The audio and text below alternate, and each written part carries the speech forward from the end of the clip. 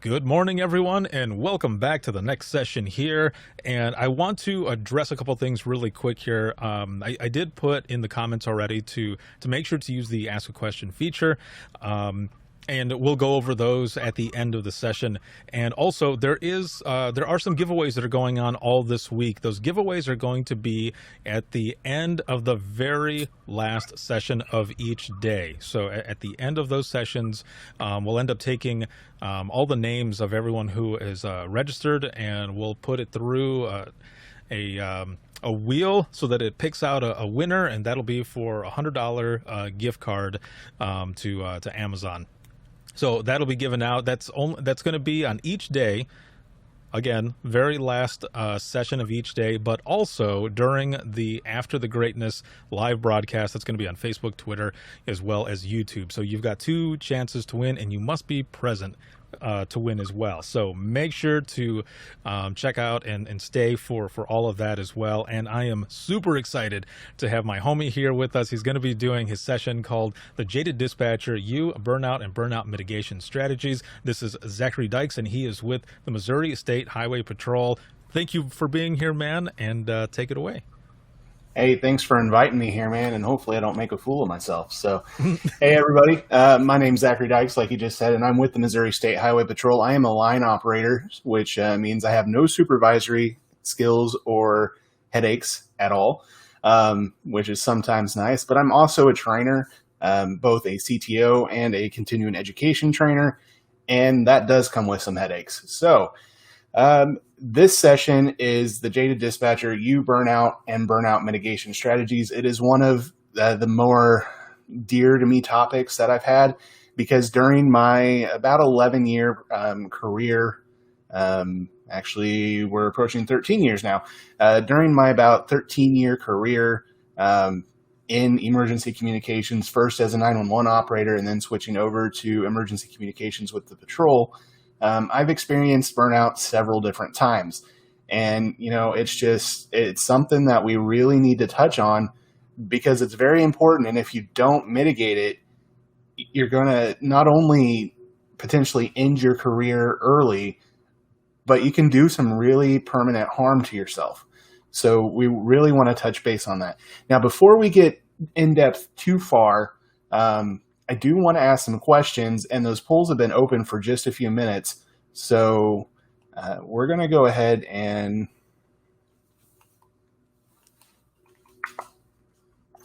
if technology would work for me, there we go.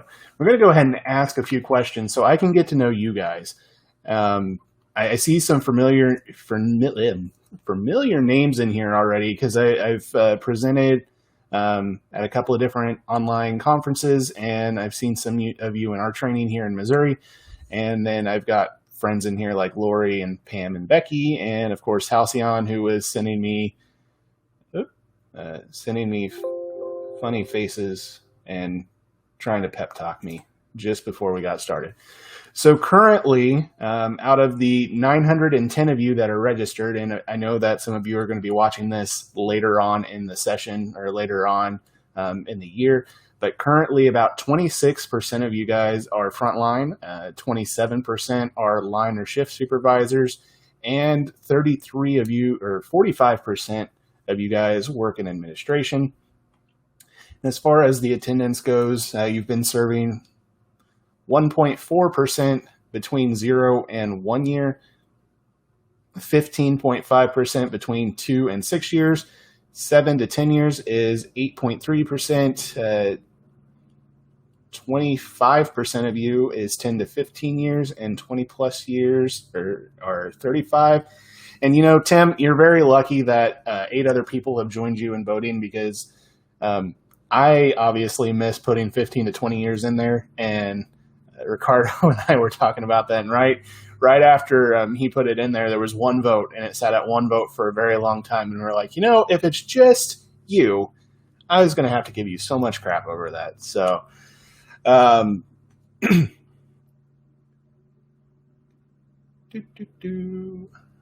so we will go, make sure my mouse is on the right screen. We'll go on to the next session.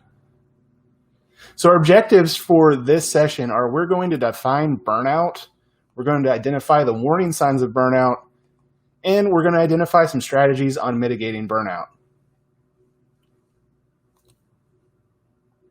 So what's the Jaded Dispatcher? Well, it's kind of a neat term. And when I started designing this PowerPoint, I really went in looking for the jaded monkey. If you guys are familiar with Looney Tunes Back in Action, which was kind of a weird Looney Tune movie back in 2005-ish, they went after this thing called the jaded monkey.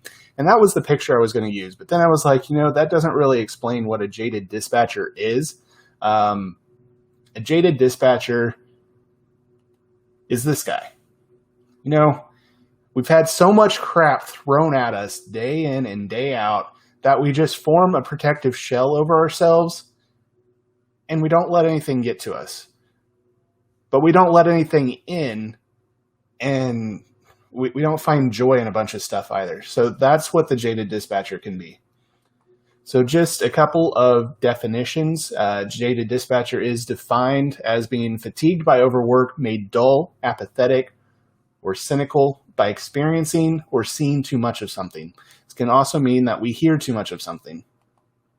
A few traits of the jaded dispatcher is that they're rude, they're blah, they're cynical, hateful, pessimistic, always complaining, tired, maintaining the mask or RBF.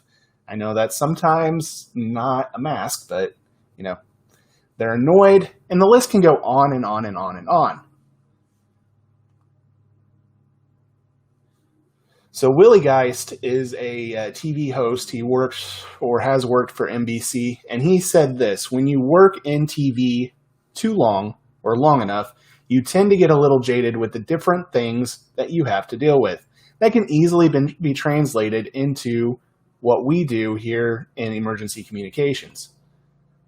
When you work in emergency communications long enough, you tend to get a little jaded, just a little, with the different things that you have to deal with. We've got those pursuits that, first pursuit I ever took, my adrenaline went through the roof. It was probably the same as a brand new deputy on their first pursuit, where I was sitting there and my knee was just bouncing to beat the band, and I was having trouble typing because, it's a high stress situation. Now, with training, but also with, it's an almost everyday occurrence now, I don't get that adrenaline dump anymore. So that's on the lighter side of becoming jaded. On the darker side of becoming jaded, you get those domestics that you always deal with. There's same people involved, and you're like, okay, we're going to go out there. We're going to arrest him. She's going to show up. She's going to post bond before he even gets to the jail. And we'll be back there tomorrow. That is the start of your jadedness. So some contributions to becoming jaded. You've got your office environment, which includes feelings of being underpaid, overworked, or short-staffed. Feelings can lead to being burnout, and there may or may not be anything that you can be done or can be done by supervisors on this, just due to funding or allotted manpower. You may be allotted, 15 people, and when that allotment study was done, 15 was enough. But since that allotment study was done 20 years ago, your town has doubled in size and your police force has doubled in police officers. So that 15 people may no longer be enough. But until a new allotment is done, or an allotment study or manpower study is done, your supervisors may not be able to get you the manpower that they need. So no respect or attitude from others, feeling ostracized by others, being bullied by others, or not having the respect or getting attitude by others can make a hostile work environment and can lead to stress and burnout. So that's not just the everyday, you get those callers who, I pay taxes, so I pay your salary. Yes, that's true.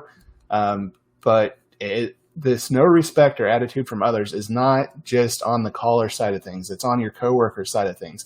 If you go in to your center every day and have to put up with that stuff, you're going to form that protective shell on you, and you're not going to want to let anything affect you.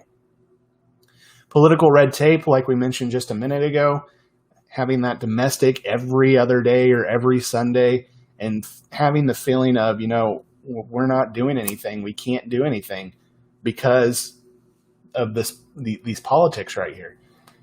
That can really affect you and make you feel like you're not being as proactive or as helpful as you could be in this position. Repeat offenders with no changes, and then the lack of a private life or issues in your private life. No matter how hard you try, your personal life and your work life bleed into each other. And the additional stress from one or the other, it can combine and snowball and cause so many more issues and make you burn out even quicker. No matter how much you try,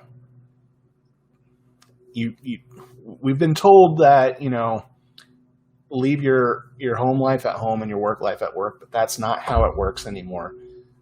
You do need to find some sort of outlet, either through a support group or through professional development, or even just, as we'll talk about it here in just a little bit, just getting away from emergency services altogether, not as in quitting, but as in doing something that's not related to emergency services. And that's going to help you break that cycle. So burnout is a disease of disengagement. The majority of workers become disengaged at the 2-year mark. So what is burnout and what do you picture it as? For me, burnout is this.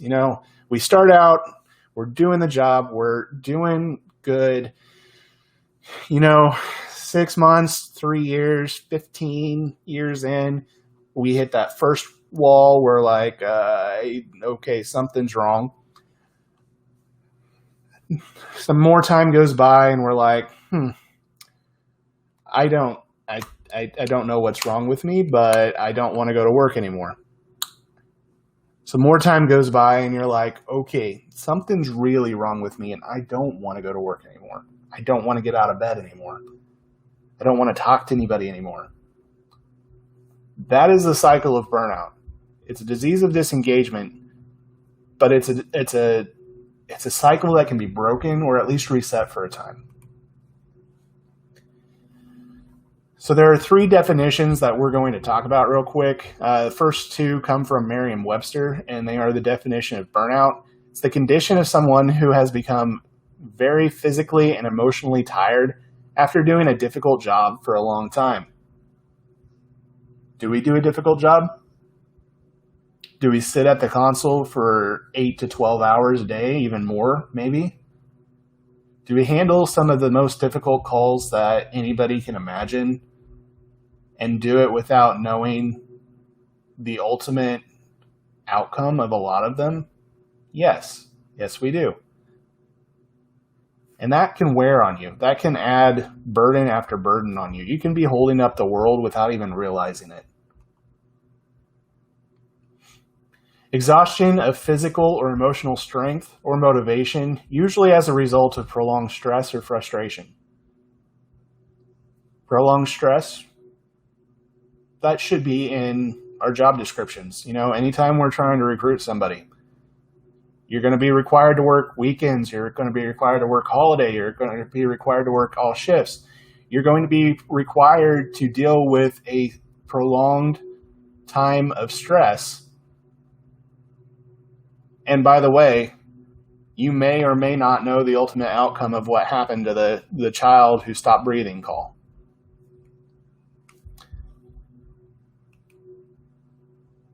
And then the third one comes from a person who has a degree in psychology. It's a state where you lose all motivation or incentive, leading to feelings of depression or stress. So note that it says depression and stress in there.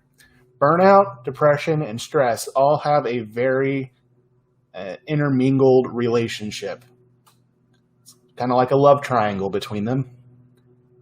But they all tie in together. You may start out getting burnout at work, and if you don't correct it or don't try to mitigate it, you're going to get depressed, and that's going to affect your work life. It is not going to stop. It's just going to continue to snowball and get bigger until something's going to give. and it might give in you mentally, or it might even be worse. So with that, we're going to open up a third poll, and have you ever experienced burnout based on what we just covered? Yes, no, or maybe, not really sure yet.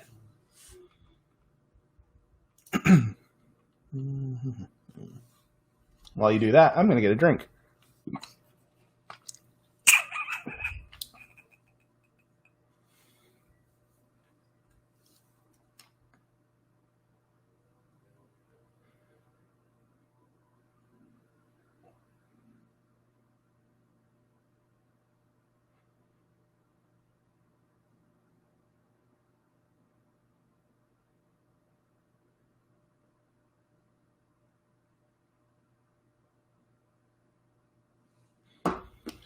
Okay, a majority of you guys are saying yes. Even in the chat, absolutely, yes, yes, yes. About 86% of you using the poll have said yes, and about 10% are saying, maybe, not sure. So, if you're still in this career and you've experienced burnout, I applaud you. It's not a great combination to have burnout and still be in the career. But that means that you've done something for yourself to reset yourself, to reset your mental health, and continue on. So I applaud you, but we're going to continue doing this. If you've not yet experienced it, you're likely to experience it. We don't have any numbers currently that I know of that have polled emergency communications people on burnout. But if these polls are any indication, a large portion of people are going to have experienced it.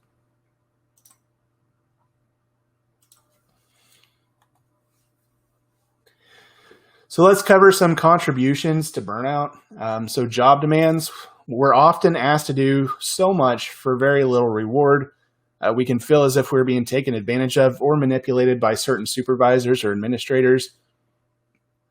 And our bosses can sometimes feel a bringing of contentment into the workplace, making it a hostile work environment, which can lead to the likelihood of burnout.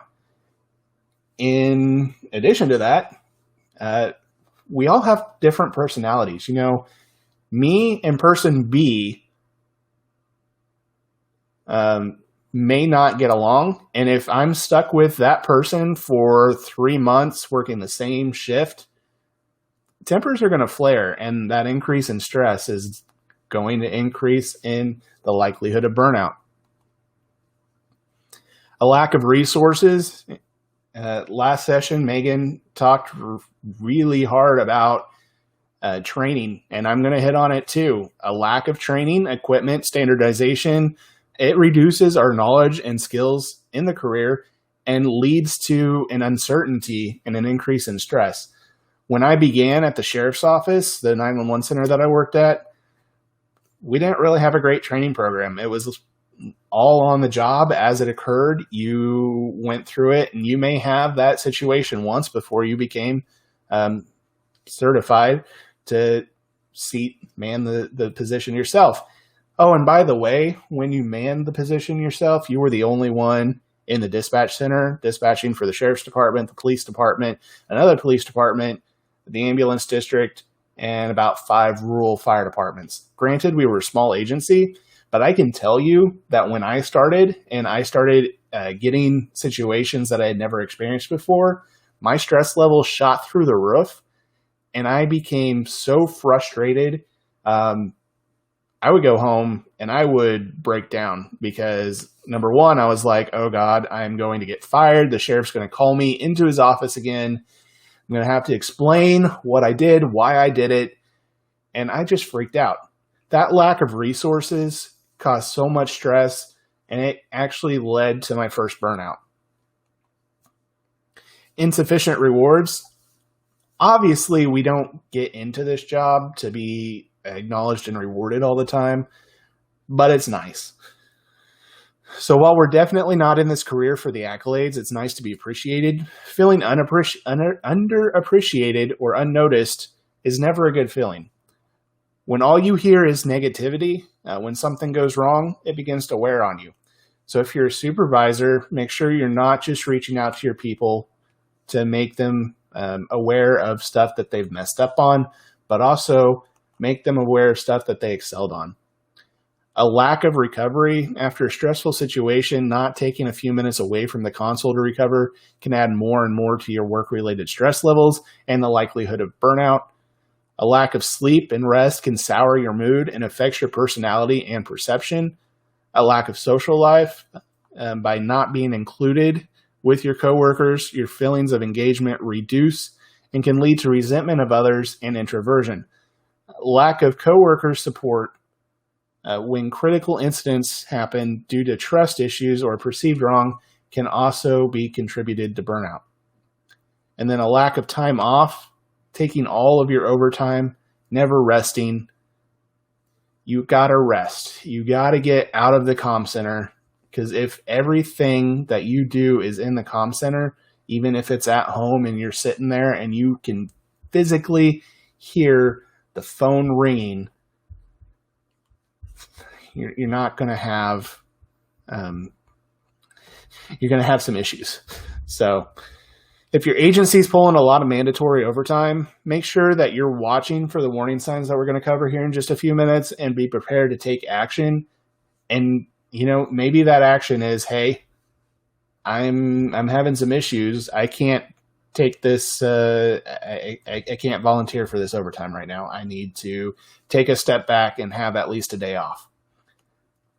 That is probably a very good idea.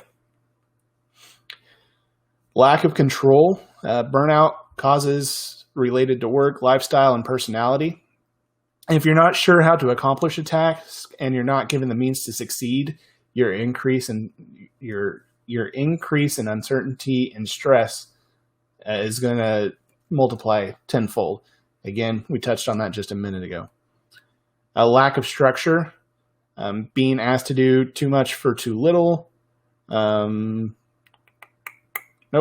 that's the wrong one. Lack of structure. Again, when I was at the sheriff's department, if I didn't know what to do and I didn't know who to talk to about what to do, my stress level increased. We didn't have a great structure. We were a small department, so a lot of the times it was just straight to the sheriff. If you're 18, this is your first big boy job or adult job, and you have to go talk to the sheriff of a county about every little issue or every little uncertainty, you get a little stressed, just a little bit. Poor leadership, micromanagement, and feeling of being manipulated can lead to resentment and can and an increased risk of burnout. Poor communication skills between coworkers, poor communications between supervisors and operators and back and forth can lead to feelings of resentment and reduced accomplishment. Personal conflict. We've got interpersonal conflict between you and another coworker, but we've also got personal conflict that's between your values and your agency's values. And that can cause a lot of internal stress and internal worry and internal conflict that's just going to increase your stress and your burnout. Little participation in decision making. I'm not talking about massive things that are going to change the way that you operate or the policy or procedure on something, though that is sometimes nice, is to get the feelings of the line operators on what they're doing. But if it's something that's going to affect the entire center, as, hey, we just got a new Keurig, instead of just going in and putting one type of coffee and saying nobody can have any other type of coffee besides this, that's going to lead to feelings of resentment and uncontentment and add to their stress and their likelihood to either get burnout or not want to work for you anymore. So if you just include them in the little things like that, like, hey, we're going to paint the changing room. What color should we paint it? We've got this really dark blue, this soothing gray, this lime green, or this hot pink. What color do you want? You know, you might be surprised, and they might be like, none of those, because they won't work for that position or that small of a room. Let's go with this instead. Something to think about. Unfairness, even if you are treating everybody as fair as you can be, people are going to perceive wrongness or unfairness. And as one of my peers in Missouri is fond of saying, perception is reality. So if you have a best friend in your comm center, and even if you're treating them correctly or fairly, person B or person C may think that you and person B you're not administering supervision to them correctly. And that's going to be a perception, and that's going to be their reality. So that's going to lead to, again, resentment and uncontentment. So make sure that if you're a supervisor, you're very cognizant of that fact and trying to maybe not overcompensate for it, but that you're just cognizant of that fact.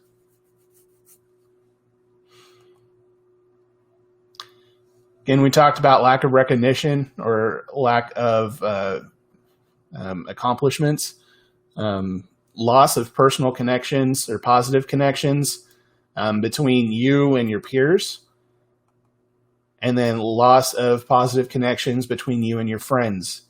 If you don't have an out, everything that you do will revolve around work, and that's not good. A lack of time for hobbies. Hobbies are a great way to escape, and I don't mean escape by, just shutting your mind off and getting away from everything. I mean escape by you've got to get away from work. Work at home is not a good idea.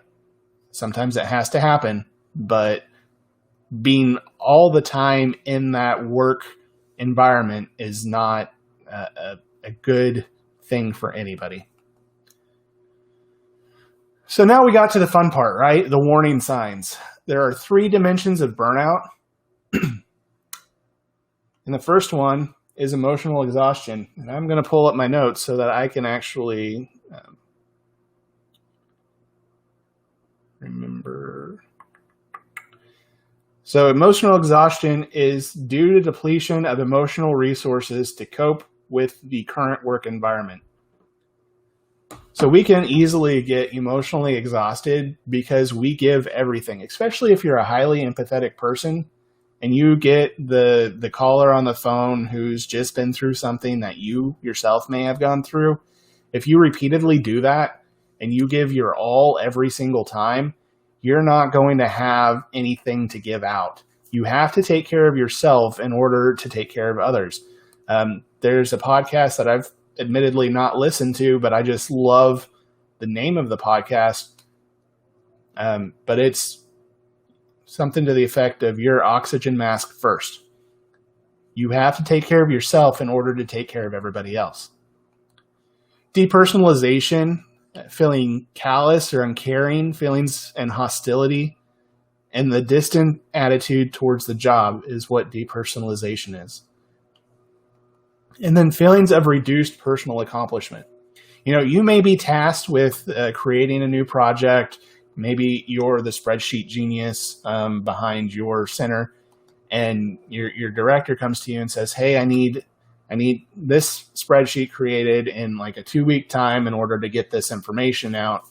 And you get it done, and you go above and beyond what you're doing, and your director may be like lauding over the accomplishment that you did. But personally, you're just like,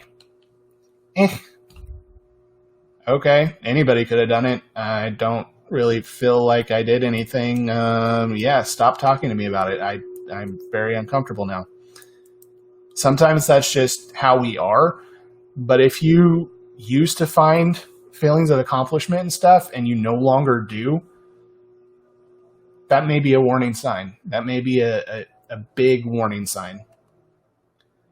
So we're going to go into some more warning signs, and these are all warning signs of stress. But again, burnout is a time frame of prolonged stress. So if you're experiencing these for months at a time, may indicate something more than just stress. It may indicate that you're going through burnout and you're getting a little bit more involved in that. So some of the physical warning signs are frequent headaches, frequent sickness, exhaustion, stomach and digestive issues, restlessness, inability to sleep, heart palpitations, and chest pains. Now, I will say this as a disclaimer. If you work a swinging shift where you're all over the place, several of these are going to be just bodily reactions to it. Specifically, the stomach and digestive issues, the heart palpitations, and the exhaustion, because your body is not, your body's in turmoil at that point. It's not finding a good pattern. So just be aware of that. That may be a contributing factor to those physical signs. But then you've got the psychological signs as well of panic attack, increases in feelings of anger, frustration, and irritability. I'm not going to lie to you guys. About 3 months ago, actually less than that, that one really hit home. I had some coworkers approach me, and I'm in the middle of training somebody, and they were like, "Zach, you're angry. Your frustration, you're irritable. You're not keeping it quiet. What's wrong with you?" So that made me think a little bit more. And I kind of got the feeling that, I had not been cognizant. I had not been watching for these, and I was approaching another burnout stage. Feelings of hopelessness, helplessness, and pessimisticity. If you're hearing something like, sorry, I'm looking at Michael Hinnings. If you're hearing something, I've got some people mowing outside. Every time I try to present something, there's mowing going on, so you might be hearing the mowing. And then losses. Loss of enjoyment or favorite activity. Again, that was a big warning sign. About 2015 to 17 was a stage of burnout that I had that lasted for that long.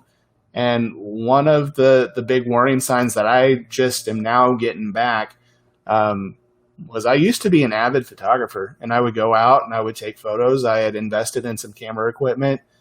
And that just went away. I didn't want to get out of bed to go take photos. I didn't want to get out and do anything.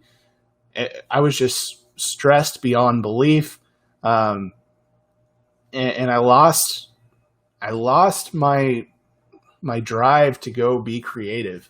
I lost my enjoyment of going out and looking at nature and taking some interesting perspective photos with different depths of field and stuff like that. And it's obviously lasted for several years because I'm just now getting back to it. But that is something that I used to enjoy that's no longer there. And you've got your behavioral issues. You become less productive. You become increased in absenteeism, which means you're finding excuses to not go to work. It's defined as a chronic absence from work is what absenteeism is. You increase your isolationism. Maybe you work in a team of people. Maybe you've got one or two to three people that are there, and you're still at work, but you don't interact with them. You're sitting there in your console facing your console the entire time, even during downtime, and just staring at the console. You're not talking to them. You're not exchanging stories and pleasantries. If that increases, that might be a sign. A decrease in teamwork and an increase in alcohol or drug use. So I know that this session gets kind of heavy. And so now we're going to talk about some strategies for mitigation, which means we get to be positive.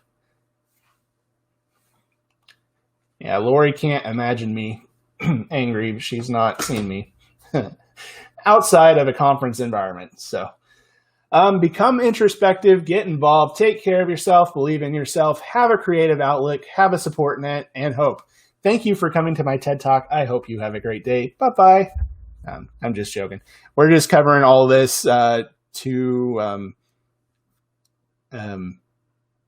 before we go into depth on each one. So we're going to talk about becoming introspective, and this part is this part's actually interactive. So if you're if you've got your phone where you can use it, open up your camera or open up Google Lens and scan this QR code.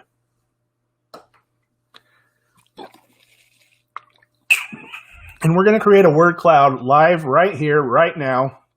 And we're going to have some fun with it. Don't start answering it until we get there. If you're not where you can use your phone, or if you're not sure how to use the QR code, go to your web browser and open up the link that's down there below. And let me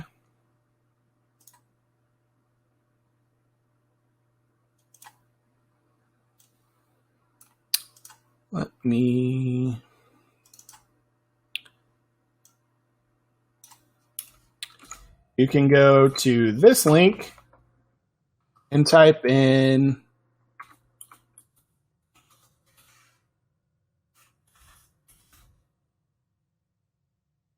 those numbers, and it should get you to where we're at.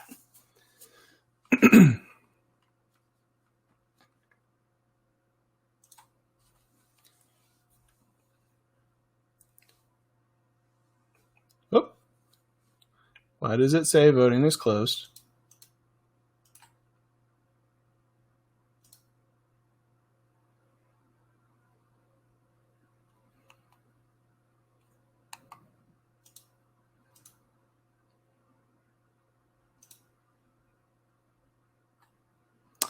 Gotta love technology.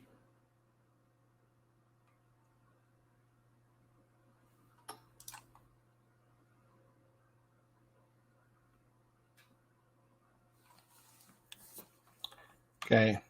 Everybody allowed to do this or no?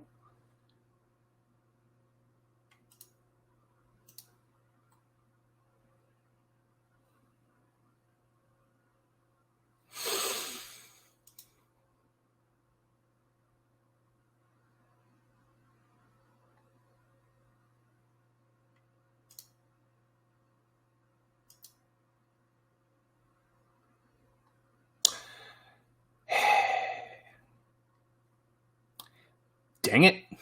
Dang it, Bobby. Worked the last time I did this. Of course, it's not going to work now.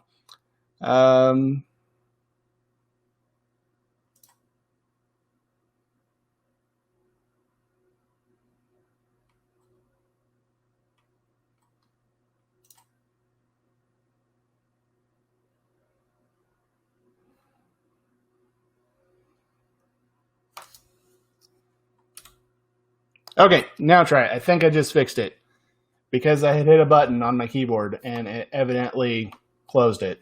So, yay, technology is awesome. So go ahead and do that for me if you would. Let's build a word cloud live on the screen while I make a fool of myself.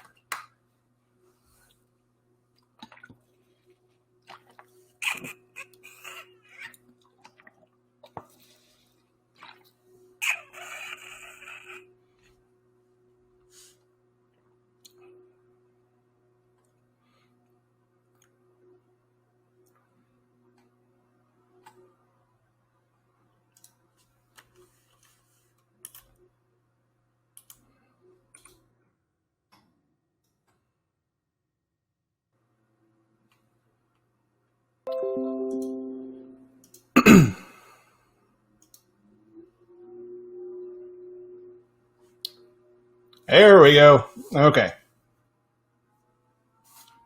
Now it's working.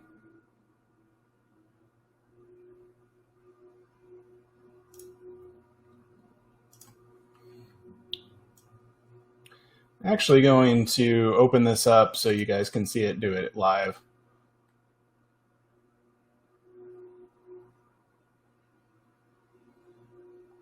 So you're identifying your three most important traits, or the three most important traits that you hold dear to who you are personally.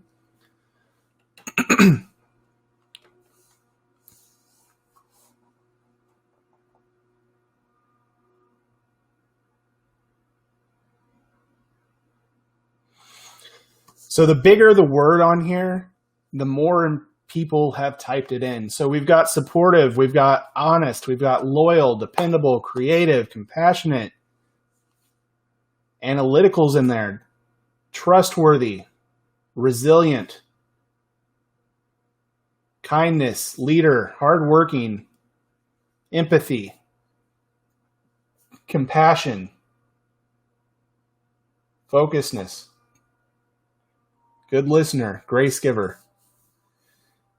So all of these are important to you as individuals. They are what make and compile you as an individual. So it's important to remember what those are, what your important traits are. And you have to compare those to the values that your agency places on mission critical values.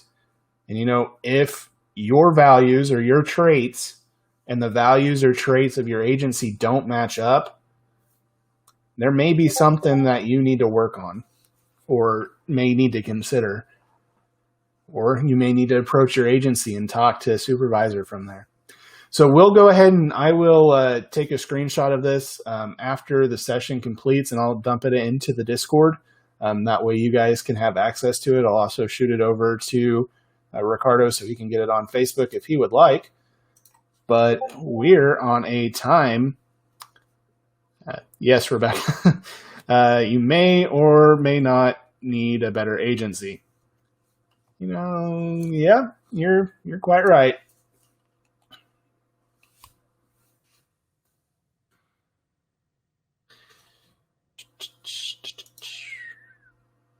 Okay. So becoming introspective. I'm from Missouri, y'all. You're going to have to forgive me if I say something wrong. So do your personal traits match up with the position requirements? Remember why you started. Real quick, tell me a reason why you started in emergency communications. For me, I started because I wanted to use it as a stepping stone. I wanted to be a law enforcement officer. My uncle was the sergeant at the local police department. He was the DARE officer. I saw how he helped people every day. So I knew that you had to be 21 when I got out of high school. I didn't really have a plan, so I went and worked at the sheriff's office as a 911 operator. I went briefly through a police academy. I got about 2 months in. We got to the role-playing activity. And by the way, I was really fat at that time as well as now. So when I was fat and trying to do PT and DT, that didn't really work. And that and the role-playing activity where some instructor was a suspect in a domestic and he was lying to my face and he was being pardon my French, an asshole about it. I really wanted to punch him in the face. And I realized I don't have the personality to be on the streets dealing with people. And I went back to being in 911 and I made it my focus. I made it my career. And it's just, that's been my launch since then.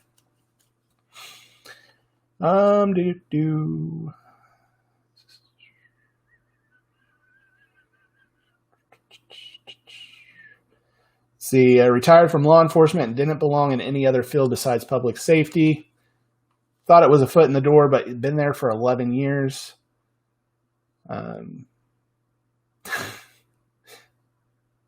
Wanted something in public safety, but I have a serious RBF, so I knew I couldn't be a field unit. I mean, you can have RBF and still have a pleasant demeanor on the phone. Enjoyed helping people, needed a job and it was suggested, and I did. I knew nothing about it, but quickly fell in love, and it opened my eyes so much. It will always be in my blood, and it's the best job profession I've ever had. Being a victim of a violent crime, experiencing the kind and caring people in law enforcement I had contact with, I wanted to be part of that for others.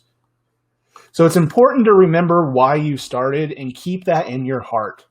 You know, as the years go on, it's harder to remember things, but it's very important to hang on to certain aspects of it and look at it from time to time. Maybe write it down. Maybe keep that on a notepad in your book that you take with you everywhere at work. Maybe hang it up on your monitor, take it with you, stick it in your locker. Have that nearby. Remember why you started and remember why you're doing this job. The second question is it just a job or is it a career? Look at the positive effect that you're having. Look at the positive effect that you're having on your community. You answer the 911 call or the administrative line when somebody's having the worst day of their life, the worst time of their life, and they don't know who else to turn to. Even if you feel, and as humans, I feel that we always focus on the negative. Even if you feel that you're not doing anything and you're always focused on, you know, I could have done that a little bit faster. I didn't follow this part of the procedure. I typoed so hard that my coworkers made fun of me. If we focus on that negativity, that's going to increase our stress. But if we focus and look at the positive effect that we're having on our community, we're going to feel feelings of accomplishment that we didn't realize were there. We're going to see the good that we're actually doing, even if, you know, some guy's complaining on, I'm sorry, this is my aspect of it. If somebody's complaining on another agency and I have no authority to have an officer launch an investigation on that, because that's how our laws are written in Missouri, I can do my part in being a positive interaction between my agency and the community by taking a little bit of extra time, hearing him out, and then explaining the process that he has to go through. Write a manifesto. And I know manifesto has gotten a bad rap, but I'm not talking the creepy kind. I'm not talking the kind that Hitler did. A manifesto is simply writing out your expectations and your plan for others to see. And you don't have to necessarily share that. But if you write a manifesto out of, hey, this is why I do this, and this is where I'm going to go with it, then you're going to have a plan and a path. And you're going to be able to look at that when you're feeling down. And you're going to be able to see, you know, hey, there's an actual reason that I'm in here. I'm not just here to do a job. I'm here to help people. I'm here to invest in my community, invest in my career, and get further and further 911 and further the professionalism of our career. Sorry, I just went really long on that. So volunteer. That was a big one for me. When I first started with the patrol, I had to move 4 hours away, I think it was 4 hours away from where I lived, had no support network. That led to burnout. That led to my big string of burnout. And I actually got out of burnout by getting involved in a local theater. You will never see me on stage. And I apologize for the sirens that are going by.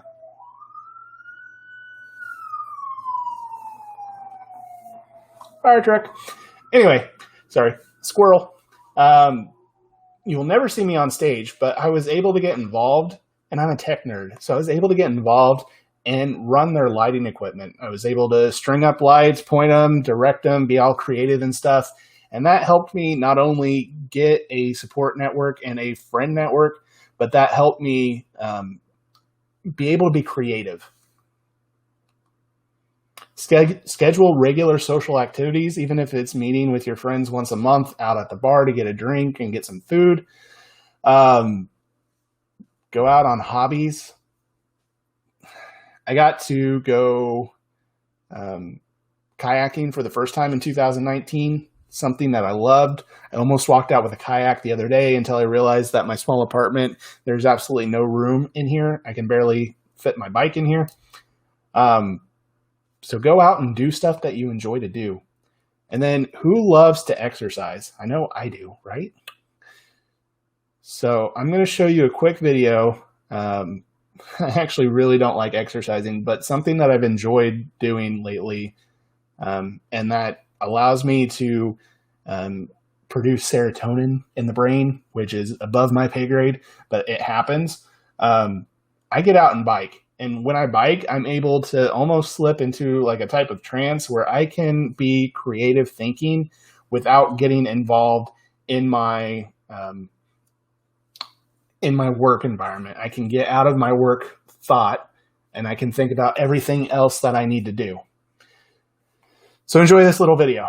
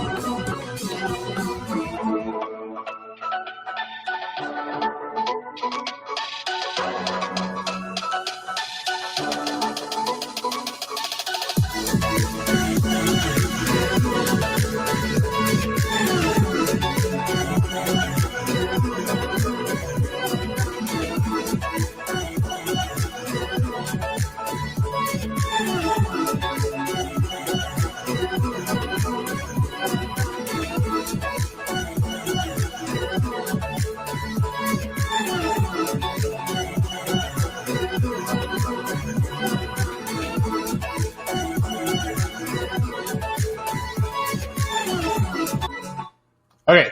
So I did that just to show you that if a fat ass like me can't get on a bike and go 31 miles, so can you. Don't do it your first time out biking, though, because you'll die. No, in reality, that just means that I'm really enjoying getting out and biking. And aside from feeling like I was going to die when I got done, I had so much fun. I was able to clear my mind. And not just that, but I was able to promote creativity because I took my GoPro and I attached it to my bike and I recorded the entire time. And, I was able to then create that. And that was fun. And that took me away from work and that allowed me to be creative. So take breaks, take regular breaks. Every 1 to 2 hours, you should get up and physically remove yourself from your console. And what that does, even if it's just for a brief minute saying, hey, I got to go to the bathroom. And I know you're going to say, but Zach, I'm a one-person operation. I can't do that. Okay, I understand. If you can do it, though, stand up, walk to your door, walk back. Even if walk the length of your center and walk back. Every 1 to 2 hours, that is going to help you reset mentally. Have an escape plan. Make sure that you're able to get out of take vacations and stuff like that. But if this burnout continues, and people are going to hate me for saying this, but if this burnout continues, I would rather lose you as a peer than lose you as a human. So if it comes to that, it may be time to look for either a new center or it may be time to look for a new career. Again, that would be a last case scenario, but I would rather lose you as a peer than as a fellow human. Have a way to recover. Either take vacations, go out and exercise, whatever, and then be optimistic. Studies are showing that people who live optimistically actually live longer. Don't be a pessimist. As my friend Halcyon says, and if you've looked at any of her brands, be an encourager. And part of being an encourager is not being negative. So as part of that, if it's meditation, if it's running, if it's family outings, window shopping through the mall, going for a drive, whatever it is, it's so important to find that time to decompress and be able to actually breathe. Important right there is decompression and actually being able to breathe. Mitigating burnout. Believe in your abilities. You are doing this job for a reason. You've lasted this long. You are a professional in emergency communications. As Tyrell Morris would say, you get the correct people to the right locations in the right time. Something to that effect. Believe in your abilities because you do make a difference. And remember that you're doing good in your community. You're answering that 911 call. You're being that voice in the darkness. You are doing an amazing job for your community that a lot of people couldn't do. Creative outlets distance your mind from work-related problems. They allow you to be creative and expressive and not hampered. Because in 911 and emergency services, we have to follow the book, right? We have policies, procedures. Sometimes we can go outside of that to accomplish our task. Most of the time we're not. And then you have feelings of accomplishment. However, a lot of people don't like painting. Who likes to paint? Yes? Me? Yes. Who likes to drink? Yes? Me? Yes. Did you know that there are places out there that you can drink and paint and you pay and nobody cares what your painting looks like? It's just for you. It's for you to have fun. If you're not a drinker, okay, that's fine. You can still go and have fun. Or you can go do stuff that's like what I do back here, this gold and black one and the blue one back there. It's called acrylic pour painting. It doesn't really take a whole lot of skill, but it's fun and it's messy. And it allows you to be creative and use gravity and liquid and feelings of, I made that. I made that look cool. And it's one of a kind. Accept what you can't control because there's always stuff outside of our control. Hope. Set realistic goals and then navigate the obstacles to those goals. They say that my generation as millennials, we look at what we want our final destination to be, and we'll set goals to that. We work backwards. So set day-to-day goals, career goals, and life goals, and then plan for success. And believe in yourself. For supervisors, develop your team for success, not failure. Provide policies, provide procedures, but don't overwhelm them with stuff. Provide adequate training opportunities. This conference is a great opportunity. There's a bunch of conferences out here that are great opportunities to get unique training that's not offered anywhere in the world other than here. Provide resources. Allow for projects and involvement, even if that's APCO or NINA, or maybe it's something internal to yourself. Be realistic with duty assignments. In Missouri, we have this thing called attack, or we have to do things called validations. Maybe somebody doesn't like to be a validation. Maybe they don't want to do that. If you task them with that, they may become disgruntled with work. So compare and contrast what allowment and realism means for duty assignments or project involvement. Provide support, critical incident stress debriefings, EAP. All of that stuff is very important as we're learning we're learning more and more often now.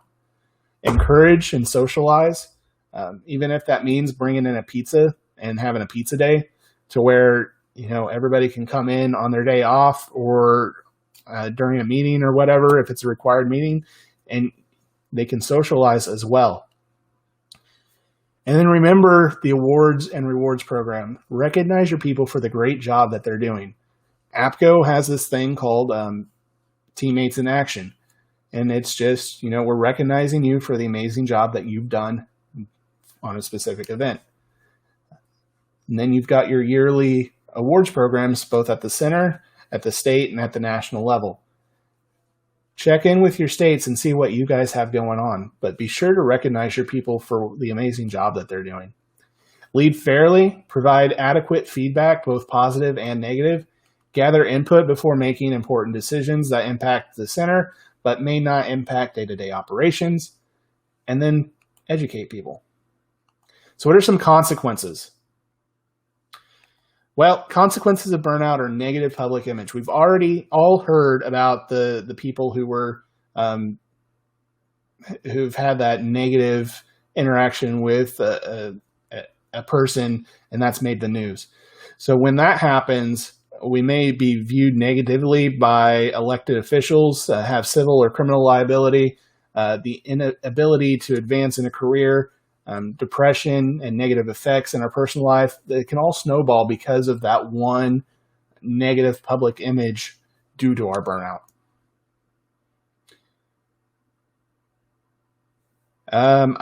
This is a video that I normally include. However, I think we're running out of time. So if you get the opportunity to watch it, it's a great way to sum up this this session, because it means lead with both your heart and your head, not just your brain.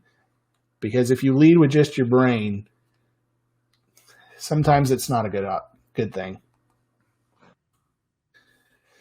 Here's my contact information. If you scan that little QR code right there, you'll get my digital business card, so you'll be able to access, get hold of me, whatever. I'll stick this in the Discord as well. And with that, any questions? Ricardo, I did it again. I talked too much. I'm sorry, man. It is all good, man. No worries at all. You say that, and you're like, Zach, just shut up and go.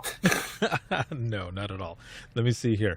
So the first one that came up that actually had 9 upvotes here. So let me hit this button.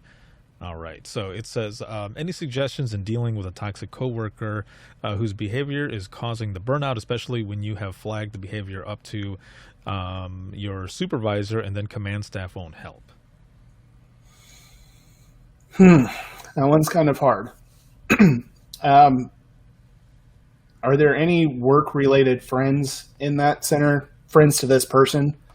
Because that would be my suggestion. If command staff's not going to help, go to that friend and have them make contact and be like, yo, George, your toxic behavior is bringing the morale down on everybody. We need to figure out what's going on, buddy. That's really tough when your management and your supervisor staff doesn't get involved, because that's actually the next step that should happen. I don't know beyond that unless